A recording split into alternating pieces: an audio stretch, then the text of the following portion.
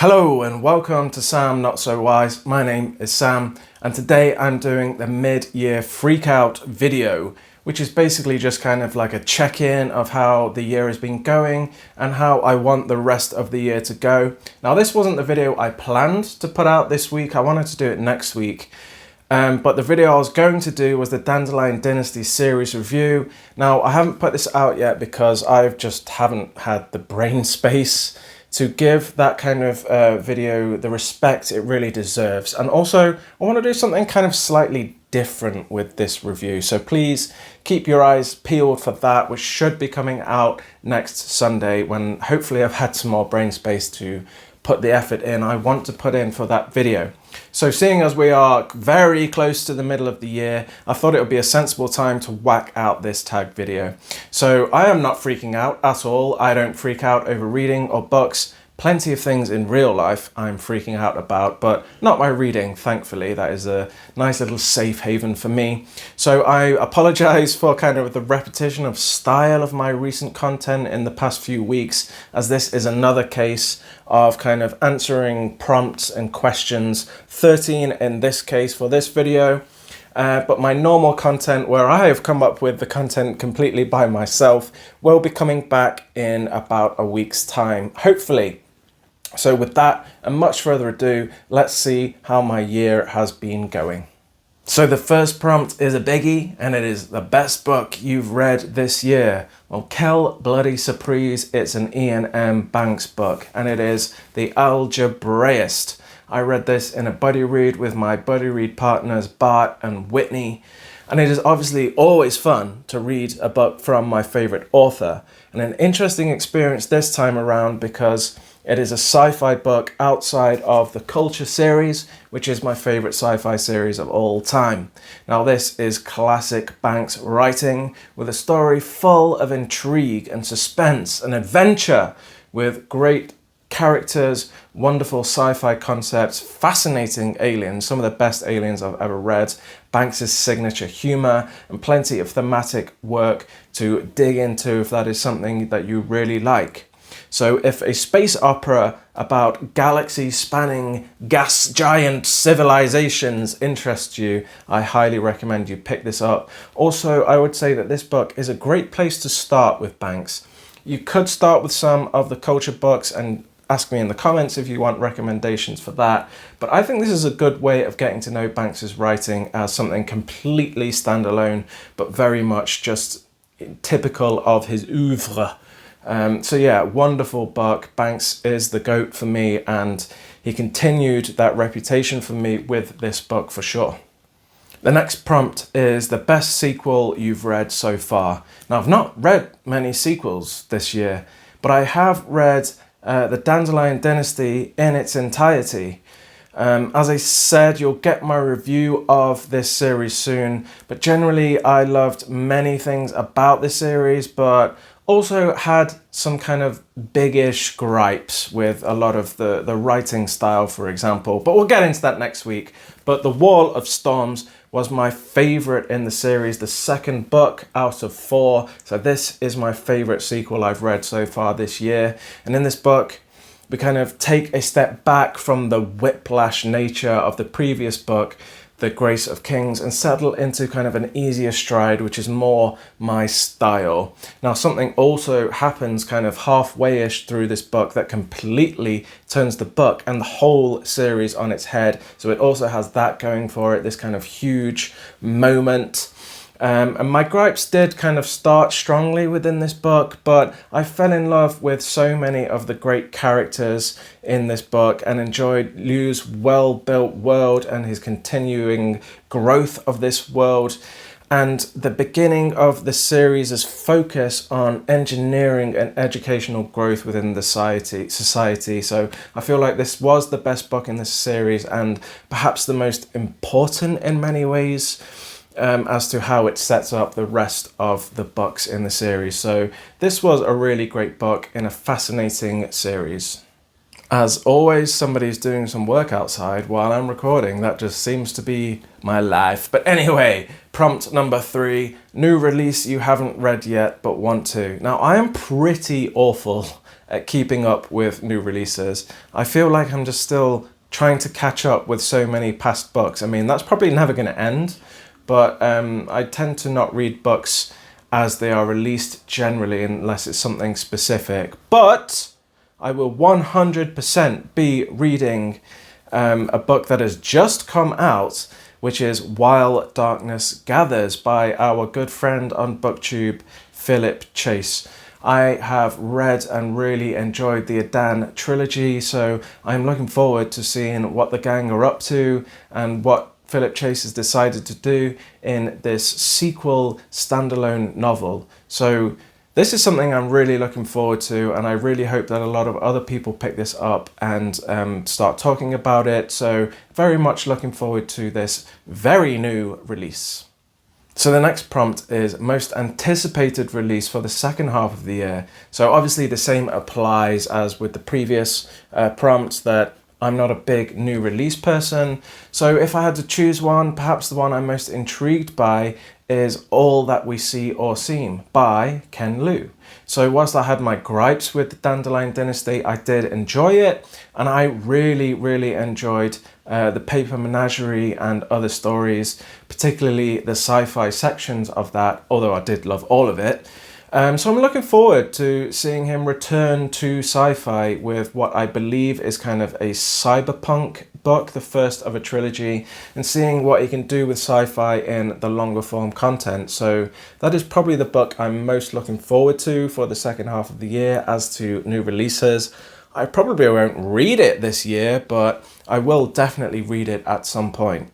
So prompt 5 is another big one, and it is my biggest disappointment of the year. So this book, for me, my biggest disappointment was by an author who I've read 5 books of before and enjoyed all of them. So this is mainly why it was a disappointment for me, and it is Cage of Souls by Adrian Tchaikovsky. Now the concept and the setting of this world has my taste written all over it, so that's another reason for my disappointment in my lack of enjoyment, as it is post-apocalyptic, dying earth, grim, dirty, gritty, has a prison setting for a lot of the story. But this book for me was just kind of a little bit plodding and felt like it didn't really know what direction it wanted to go, what it wanted to focus on, as we are introduced to many different sci-fi concepts, but we don't really explore any of them with much depth. It felt like we were just scratching the surface of these great ideas that we could maybe have followed through with a little bit more. So I was left maybe feeling slightly frustrated, bored many times during the book, and I felt like this really cool world's potential was never really fulfilled to the best of its ability. Also, the main character for me grated on me quite a bit, and this was mainly due to the fact that he is like the luckiest person ever to have existed.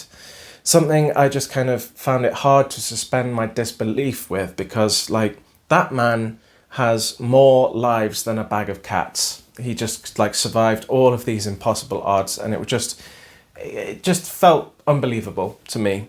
Now, I know that a lot of people love this book, but I think it is fairly divisive. A lot of people feel similarly to me. A lot of people really love it, and I understand both perspectives, but for me, this is my least favorite by Tchaikovsky. It wasn't bad by any means, not a bad book. I just felt like everything else I've read by him was much better, and so that is why it is my biggest disappointment. Prompt number 6 is the biggest surprise of the year. Now, I can't say that anything has massively surprised me, to be honest, basically because I tend to know what I'm getting myself into when I go into a book, either from hearing it through people on BookTube or reviews or whatever. I tend to know generally what I'm going to be reading. But the book I'm reading right now, Anathema by Neil Stevenson, is probably going to be the biggest surprise of the year, unless something else comes along, obviously. But I am really enjoying this book. I didn't know anything about it before going into it. I'm only 20% in. It is a big book. and it is just completely different to anything I've ever read, and the atmosphere of this book is absolutely wonderful. I'll talk about it in a wrap up when I've finished it, but that may become my biggest of the year. But as for books that I've completed to this point, I'm gonna go with We by Yevgeny Zamyatin. So this was surprising because I knew that this book was the inspiration for many dystopian books, including my favorite book of all time, 1984 by George Orwell, but it did surprise me just how much was borrowed by George Orwell and Huxley and many others. So that very much surprised me how close it is to some of those wonderful classic books. Also, something that surprised me is there's a review by Ursula K. Le Guin. It really surprised me that she basically slammed dystopian and apocalyptic novels, saying that they're basically schlock. That surprised me a lot and kind of upset me. How dare you say that? That's some of my favorite stuff. So I'm going to go with We. So next we have my favorite new author, debut or new to me. As I said, I'm not really current on new releases, so that's not really going to come into it. And honestly, I haven't read that many new authors new to me, 2 or 3 maybe. So I'm going to go with Ken Liu. I did read Paper Menagerie and Other Stories this year, which was absolutely brilliant and extremely moving for many of those short stories. And I have a lot of love and respect for Dandelion Dynasty, even if it isn't one of my favorites of all time. So Ken Liu is my favorite new author as of this year. Next one, number 8, is Newest Fictional Crush. No comment, we'll move over that one. Number 9, my newest favorite character. Now this one is very difficult, and at the risk of kind of gross repetition within this video, I'm going to go with a Dandelion Dynasty character, maybe quite obviously in Kunigaru. Now, I just absolutely loved his journey, his character arc, and he is basically the kind of leader that I think I would like. So he comes from and works for the good of kind of the small people, the peasantry, the working class, which is something I really respect in a leader. He also has a sense of humor and a great love of life and the people around him. And he looks at things in kind of unconventional ways. So I just find him to be a fascinating character who is a leader of a huge country or continent, I guess. So I just found him quite novel as a character. I also really did love Gia. Did I love her? Did I hate her? I don't really know, but I love her character and what she represents throughout this series. Absolutely brilliantly written character. I'm also going to sneak in there that I loved John Coffey from The Green Mile, the gentle giant with a huge, big, warm, comforting heart. I just want to be his friend. I absolutely loved John Coffey. Prompt number 10, a book that made you cry. So I have been accused of being a robot by both my brother and my wife, as I rarely cry at films or books. However, as I get older, the waterworks do seem to be loosening up a little bit. I seem to be regaining some humanity. So whilst I haven't full on cried at any books this year, there are 2 that have got me very choked up, getting those waterworks going. The first one is the title story of The Paper Menagerie from that collection of short stories. Truly, truly heart-rendering read about a mother and a son. And the next one is going to be obvious if you listen to my previous answer, and that is The Green Mile by Stephen King. If you've read this or seen the movie, then you absolutely know why that one brought tears to my eyes. It is just a massive story about injustice and kind of unlikely friendships on death row. And the ending of this story is just so devastating, but also simultaneously kind of beautiful through this friendship that is made and destroyed. So yeah, those 2 really got me going so far this year. And so the opposite is number 11, books that made you happy. I'm going to go with The Bone Clocks by David Mitchell, one of my favorite authors. This is definitely not a book or even an author for everyone, but this book made me happy because of firstly, the great humour. It's got great humour in this book. Mitchell is a funny man. It has British connections, which I related to, which is always fun. But also just the content of the book, the real content, like the great characterizations. You really feel like you know these people. And the fun of kind of piecing the puzzles together through the interconnectedness of the short stories, which is always something that Mitchell likes to do. So that it's just fun to read the book and see these little connections. It does make you happy when you can understand these connections going on, and also just the fantastic writing. So I just really enjoyed reading this book, and that made me very happy. The penultimate prompt is the most beautiful book you have acquired this year. Now, I am not really one for collecting books, especially not for specific covers. I also read about half of my books digitally, so whilst I love a beautiful cover, it's not really something that I seek out. So for me, I would probably go with, again, repeating my answers, is with the Dandelion Dynasty covers. I'm just going to hold one of them up, the Grace of Kings. These are absolutely stunning covers, and when you place them all together, they make one big picture, both on the front and the back. They are absolutely gorgeous. I really like those covers, but I also want to put kind of a funny one in there, because the kind of covers I do look for are classic sci-fi and fantasy covers, the really old ones that are basically really ugly. I find them brilliant. I love them so much. So I'm going to pick up the best book that that I have gotten this year that is a classic sci-fi ugly book, and that is Dying Inside by Robert Silverberg. I mean, look at that! Isn't it gorgeous? That is the most beautiful book I have acquired this year. And the final prompt is, what books do you need to read before the end of the year? Well, obviously, bloody loads, as always. Now, I don't really feel like I need to read anything, but I have things that I aim to read, goals that I kind of set myself at the start of the year, not in terms of numbers, but the kind of books that I want to read. But I also like to leave some room for mood reading. So there are some priorities which are as follows.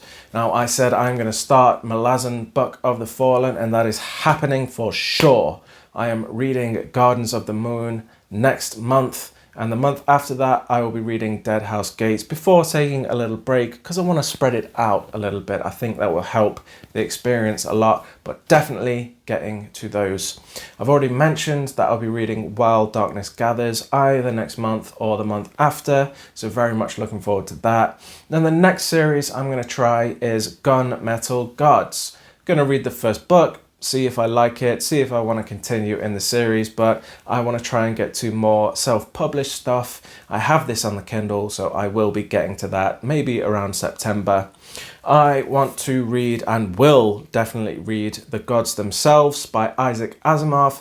I've read some Asimov, liked some, been mild on the rest, but Whitney sent me this, so I'm definitely getting into this, because that is a wonderful thing to do for your YouTube friends. So that's happening. I said at the start of the year that I want to finish reading Kazuo Ishiguro's back catalogue, and I have 2 books left, so that is definitely happening this year. One is The Unconsoled, which I believe is a little bit more out there of his books, but I will be getting to that. And then the last one I need to read by him is A Pale View of Hills. So that is actually his first book that he wrote, so I'm looking forward to seeing where he started. Also, my brother just read this and absolutely loved it, so he wants to talk to me about it. I'm going to continue my Ian Banks journey with Dead Air, trying to get through more of his contemporary fiction, which I also really enjoy. I had this on my shelf for a while, so I'm definitely reading this. I also want to continue reading more classics, and I have the Grapes of Wrath here, so I will definitely be getting to that for sure this year, plus hopefully more classics, but we'll see what they'll be. And also I need to read more Stephen King. He's one of my favorite authors and I've got so many to read, so I will pick up another Stephen King at some point. So they're kind of like the definites for the rest of the year, and the rest we'll see what chance and my mood brings up into my TBRs. So that is it for this video today. As always, if you've made it this far into the video, I thank you so much. It really helps the channel. So that is my year so far. Pretty good. I am enjoying my reading. Maybe not the best year of reading I've ever had, but definitely plenty of brilliant books and a lot to think about, a lot to take in. So I'm looking forward to continuing in that vein for the rest of the year. Let me know your answers to any of these questions, all of these questions in the comments, or any thoughts you have about what I have said today. But that is it for today's video. So if you did like it, please press the like. If you're new to the channel, please think about subscribing, and I will see you in another video soon. Goodbye.